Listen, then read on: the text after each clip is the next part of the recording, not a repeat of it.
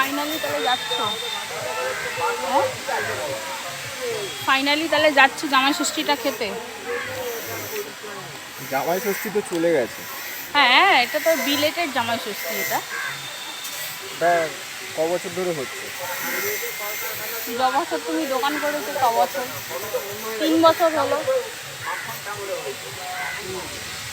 এটাই হয়, এটাই হয়।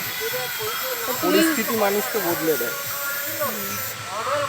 জামাই ষষ্ঠী খাওয়াটা এতটাই ইম্পর্টেন্ট যে জামাই ষষ্ঠীর 2 সপ্তাহ আগে চলে গেছে। শাশুড়ির হাতে রান্নাটা সেই হয়, সেই। তুমি কি শাশুড়ির হাতে খাচ্ছ? খাচ্ছি না? না, তাহলে কোথায় যাচ্ছি? ঘুরতে। কোথায়?